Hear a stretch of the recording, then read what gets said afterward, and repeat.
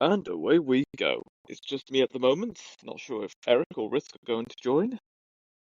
Either way, the show must go on, as should. Alright then, so let's see what is floating about.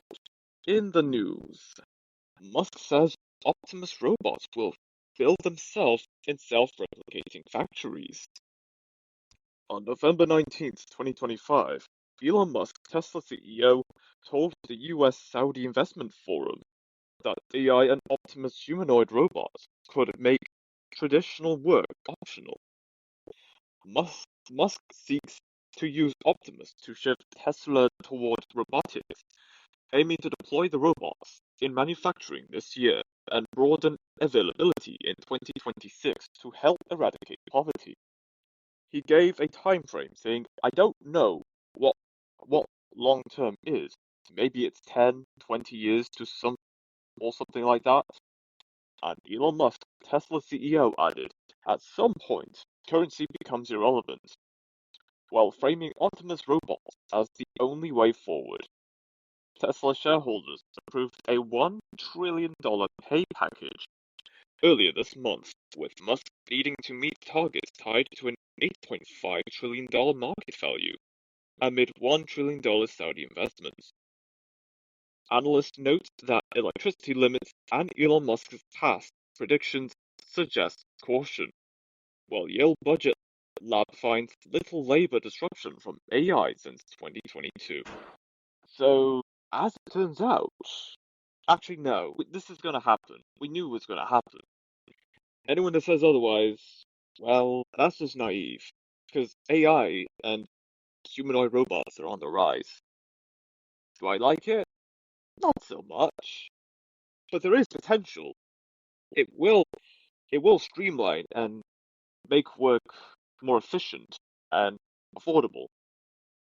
However, there comes to a point that humanoid robots will eventually take over specific jobs in the next few decades. And we have to look at the next few decades to see what jobs will remain that will be hard for AI or humanoid robots to take over or replace humans as the primary labor source for force. Now, of course, I say a few decades because AI as it stands now is in its infancy. We can't be too sure if AI is going to take over the world, as the movies and TV shows predict and portray. However, we must always think ahead and always be cautious about what is yet to happen. Because if we don't take into factors the cautions, the risks, and the dangers of technology as a whole, then us humans are going to be left in the dust. And we as humans will become obsolete in many workforces. Then what does that leave humans? Just getting basic universal income day after day until eventually someone says, you broke some kind of law, so you're not getting your universal basic income. And then how are you going to survive? How are you going to buy for food and water, get clothes and pay your rent? That's just me, just looking at a hypothetical future. However, it could happen if people don't speak out against this soon. So yeah, there's many factors with today's technology. If people don't speak out on it sooner, then this gives companies, organizations, and even billionaires the opportunity to go ahead with whatever the ideas they want to propose and just enrich themselves even further. Because that's capitalism for you. At least part of it's capitalism. There's other aspects, but that depends on if people have well intentions. Spoiler alert, most people don't have well intentions. They just want to get rich. I can't blame them too much. However, once you have too much money, it's never going to be enough. It will never be enough for anyone to have too much money. UK's Reeves says she did not mislead public on the budget. Rachel Reeves has defended her handling of the budget as she fights for her political survival, amid opposition claims that she misled the public about the state of the nation's finances. In a series of broadcast interviews on Sunday morning, the Chancellor insisted she, of course, did not lie when she delivered a bleak assessment of the economy in early November. She rejected claims that she exaggerated the scale of a budget black hole and told broadcasters that there had been a genuine repair job needed on the public finances. Anyone who thinks that there was no repair job to be done on the public finances, I just don't accept that, she said. We needed to build more resilience, more headroom into our economy. That's what I did, along with that investment in the NHS and cutting bills for families. Before the budget, speculation had suggested Ms. Reeves was grappling with a large hole in her spending plans, partly because the Office for Budget Responsibility was expected to downgrade productivity forecasts. Now, I'm going to defend Rachel Reeves on her measures for the budget, but even if there was a major black hole in the government budget, whatever figures she gives now, after her budget for this year, maybe that could have been eradicated. Of course, there's much more work to be done, and again, with the promises of not raising taxes before the last general election, only to raise taxes for the current government, which is, again, not a good look, but again, not surprising. A lot of politicians and parties do that a lot of the time. Nonetheless, given the last 14 years of the Tories, Labour has very big shoes to fill and must be filled in duly. If not, then who's to say that there aren't any similarities or differences between this government and the previous UK government? Whilst there hasn't been much good come from the UK government, there has to be some kind of positives coming out of this, even if it's not so big. Just remember, it could be worse. It could be a lot worse. I'll say it like that. City raccoons near humans show early signs of domestication. A new study suggests that city raccoons are slowly becoming domesticated due to their shorter snouts, a classic indicator of domestication syndrome. The study, led by Dr.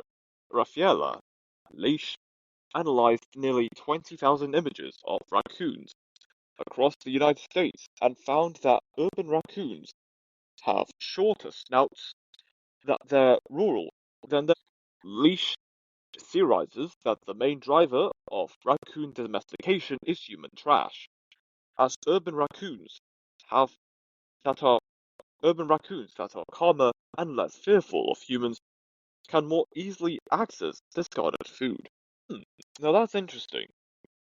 Of course, I've heard a while back, not just on social media, but a couple of news sources as well, that there's also a stage of domestication with foxes as well in the UK. Now, whether or not in the next few years we'll see people having pet foxes in their homes, that could go either way. It may take a little longer for foxes to be domesticated in the UK, but of course for raccoons, it may take a little longer. Even though there's more urbanization in the US, especially major cities in the US, there's a lot of land in the US that are also rural.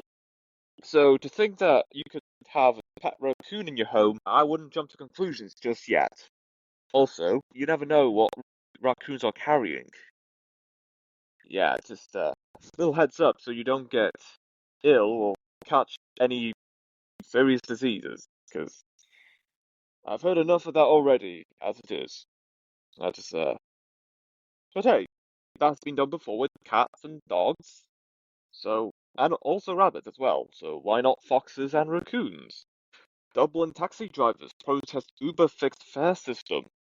Dublin Airport and city traffic delays are expected this evening as taxi drivers protest against Uber's introduction of fixed fares.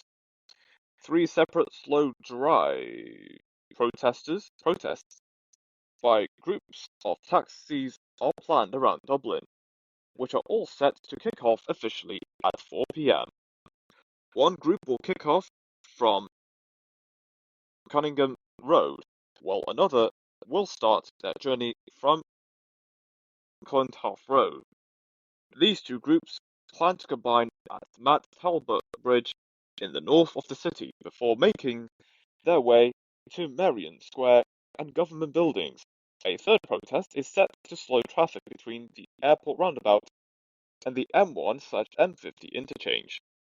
The protests are expected to wind down around 6 p.m. Dublin Airport has urged passengers to allow plenty of time for their journey to the airport this evening due to the protest. As many as 1,500 taxi drivers are expected to join the protest. Dublin Airport was warned travelers that roads near the airport may be busier than usual and delays are possible. Airport police, Gardaí, and local authority traffic management teams will be on hand to keep disruption to a minimum for passengers and staff traveling to and from the airport. They added, Ticketmaster has also advised those attending shows in Dublin this evening to factor in extra travel time and anticipate delays and routes to event venues. There are many thoughts for this. On one hand, the rise of Uber, not just with their fixed fare system, but just Uber as a company as a whole, really starting to have is really having a toll on citywide traditional taxi drivers. And the only way for taxi drivers to continue making their living is to get the Uber app themselves and be an Uber driver. On the other hand, the impact of Uber has made some kind of impact, whether it be for worse or for the better.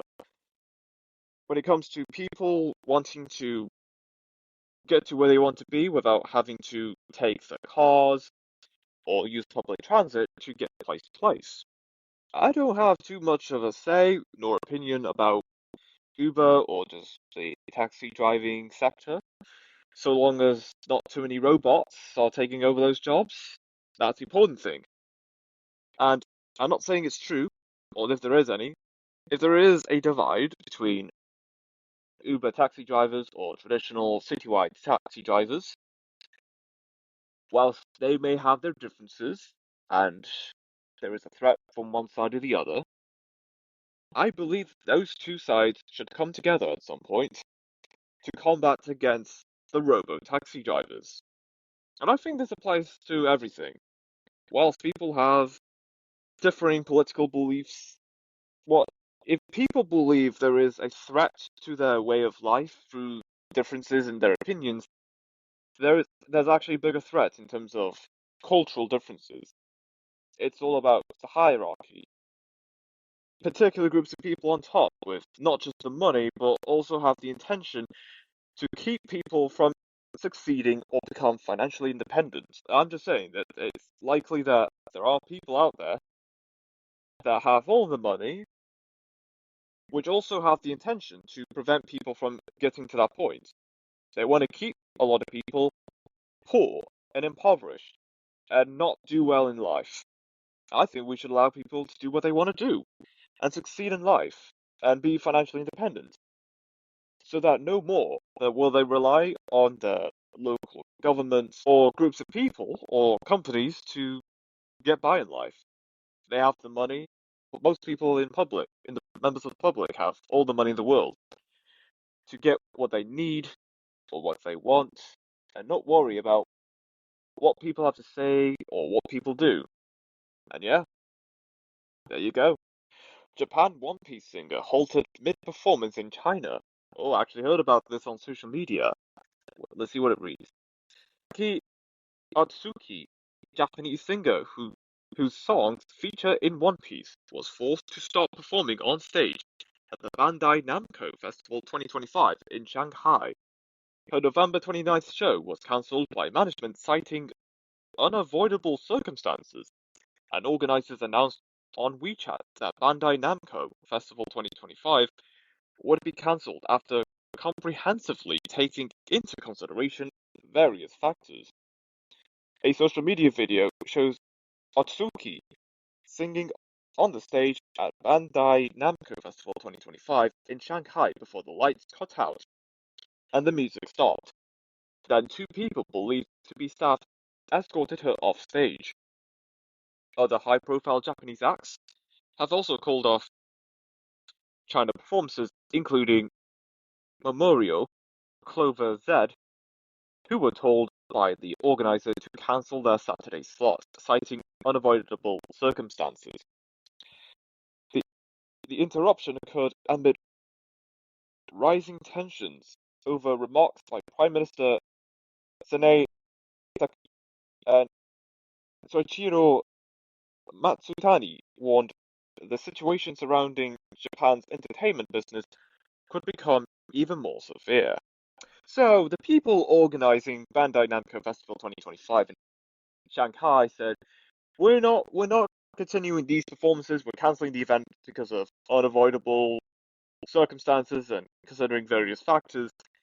Yet, the people organizing and some remarks by Prime Minister Takaichi surrounds that the Japanese entertainment business is, from what I've seen, is becoming too influential to events taking place in China.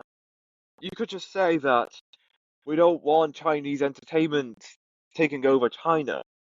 At least that would be honest.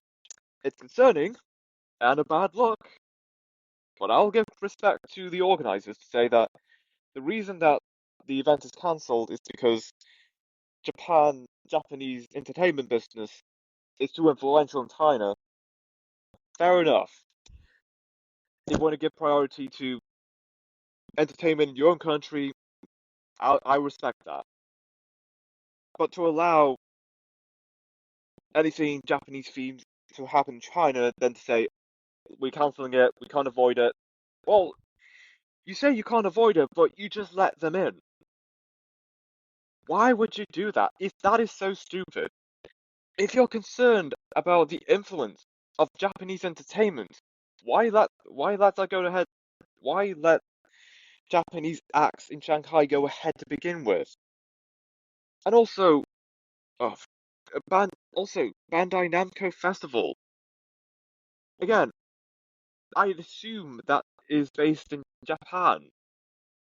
A Japanese-based company or organization hosting events in China.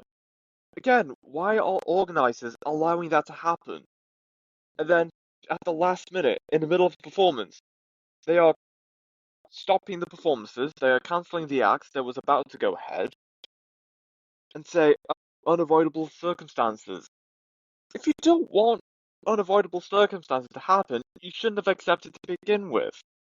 My concern is that the organizers in Shanghai that just let these acts go ahead to begin with would have saved a lot of sweat and a lot of stress for the Japanese acts and the Chinese organizers if they just didn't let this event happen to begin with. Or better yet, have the event take place in another country that will be more than happy to have Japanese entertainment take place there. But why China? Of all places, why China? Other than the fact that it's a big country and there's lots of economic activity, all due paid by a particular other foreign adversary that shall not be mentioned. And a lot of people are too reliant on said foreign adversary, United States of America, to even provide such economic activity. But that's a separate story, which a lot of people will have a lot of opinions on that. But back to Bandai Namco Festival. To, couldn't have that event taken place in another country?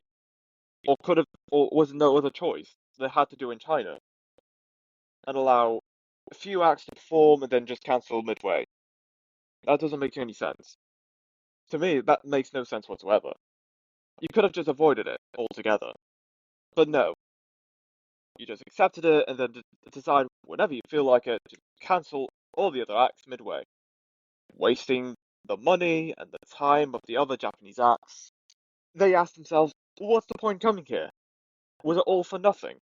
Either way, it is what it is, it was what it was, and so on and so forth. Catalonia closes park after swine fever outbreak. Spain's northeastern region of Catalonia has barred access to a national park after 6 wild boar found dead near Barcelona tested positive for African swine fever in the country's first outbreak since 1994.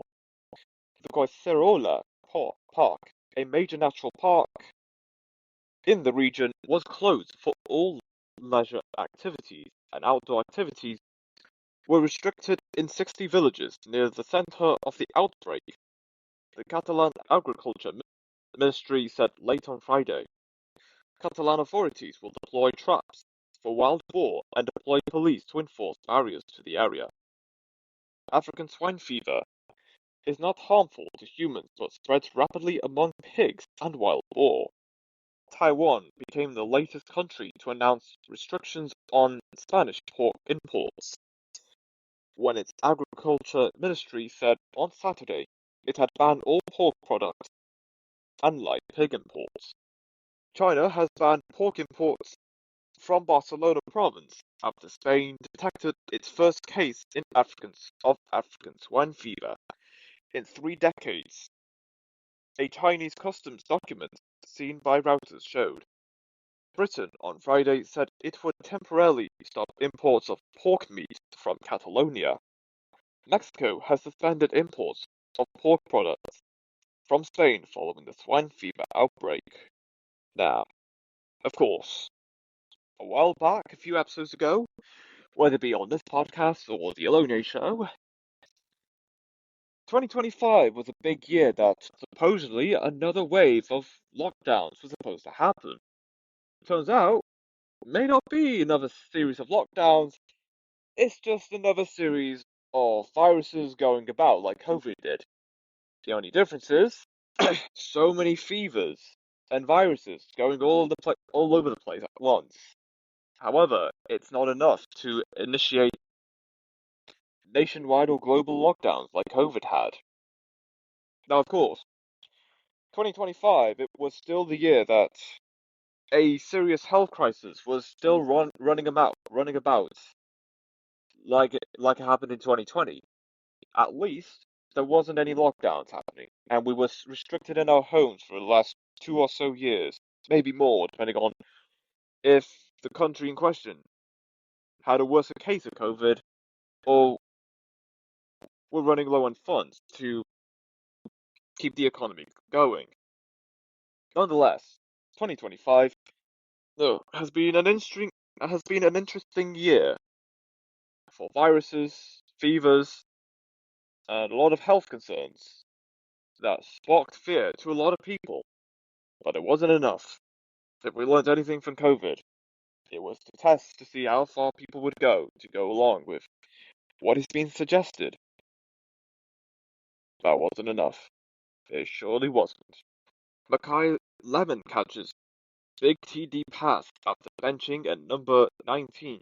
USC races past rival UCLA 29. Yesterday, number 19 Southern California benched wide receivers Mackay Lemon and Jacoby Lane to start before they returned on the third series as USC beat UCLA 29-10 at the Los Angeles Coliseum.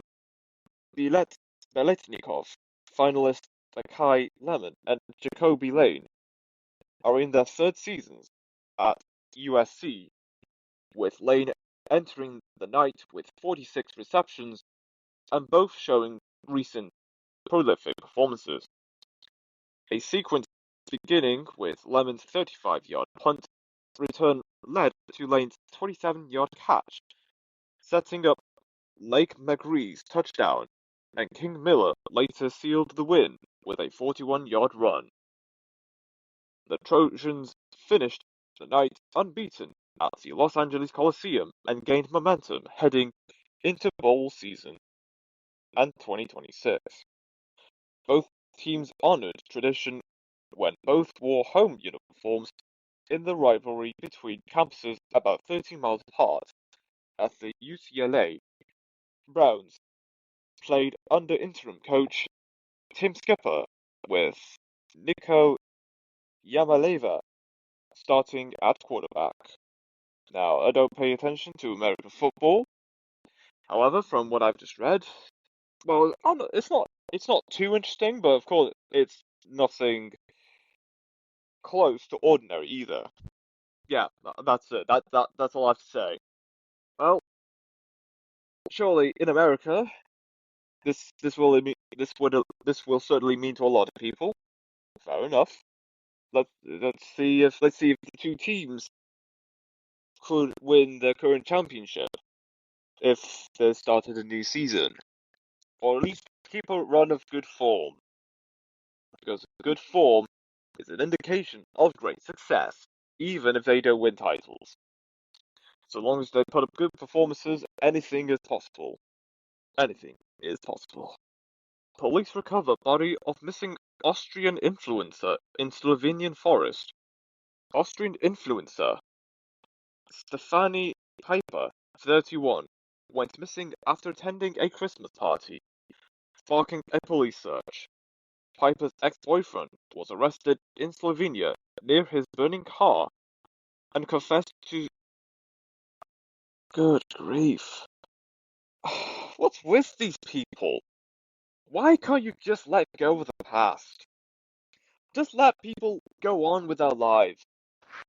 If anything, this is exactly this is a textbook reason why women don't want to date guys. That and also high standards to get the perfect guy they want. But nonetheless, even with high standards, you never know if that guy is going to be a psychopath and overly jealous and also a stalker. But of course, it's no different if this was to be a woman as well. Whichever side of the coin it is, no one should be unaliving people, any of their exes, for whatever reason, even if those exes deserve the karma or deserve to pay the price of their actions. Don't stoop to their level.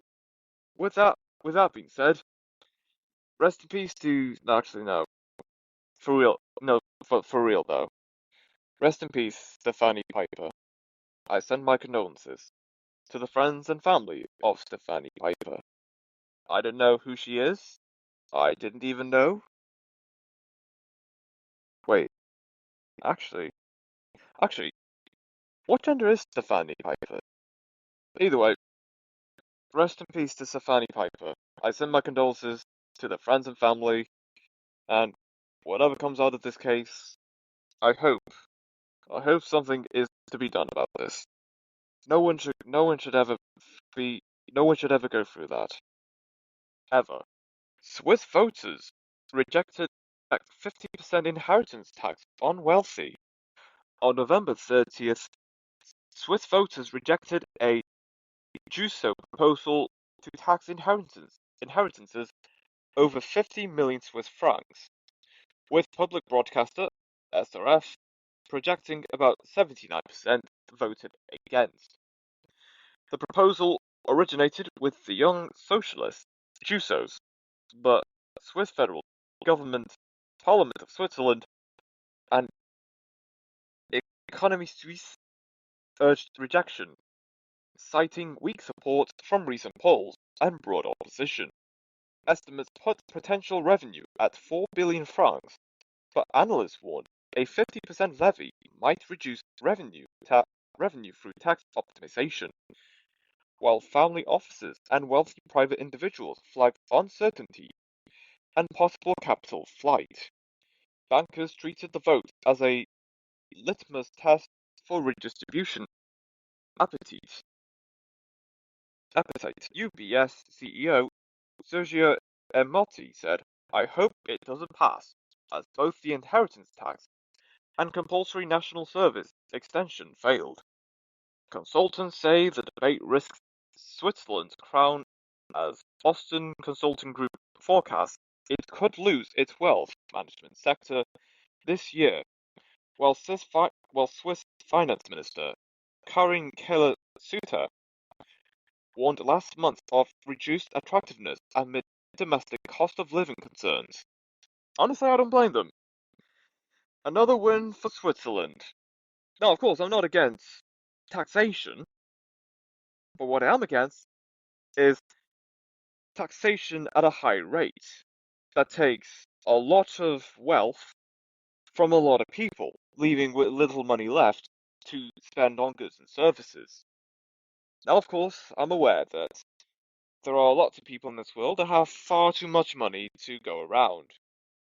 And even they spend recklessly, they still have plenty of money left. Yet higher taxation, such as anything above 10 or 20% of inheritance, income, wealth, or other forms of taxation, that's a no-go for me. Anything lower than 10, like 5, maybe 1% taxation rate, fair enough, I'm okay with that. But anything higher than that it's criminal. And it doesn't matter if you're poor, if you're rich, or somewhere in the middle.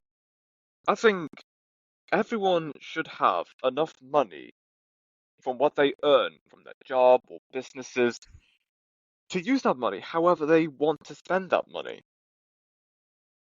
And again, there has to be some kind of revenue from some final form of minimal taxation to the government. High tax rates is not going to solve anything. If anything, every form of taxation at a very, very minimal rate is far better than having a 20 to 30, even 50% taxation rate on income, inheritance, and wealth alone. And that is it. Nothing else. Just a 20 or plus tax rate on income, wealth, and inheritance. In my opinion, I don't think that's a good way to go, regardless of what wealth you have, whether you're rich, you're poor, or in the middle. I would rather for people to be taxed on everything, anything and everything, at least at no more than 5 or 1%. 5%, I'm okay with it. 1% even better. On anything and everything. But but be taxed on few aspects like income, inheritance, and wealth at like 20 or plus percent, or even 50, dare I say. That's no, I think that's too much. Even you can argue that rich people, billionaires, have too much money, fair enough. But what would happen? And I'm asking, and I'm saying this hypothetically. What if these billionaires in these countries were to leave? Not that they would ever leave, because again, they have too much money that they don't have to worry about paying too much. But what if these wealthy billionaires were to leave the country? Then who's going to be the next top earners? Whilst whilst a lot of people are looking at taxation about you have to earn this much money to be paid at that rate. But no, I'm sorry.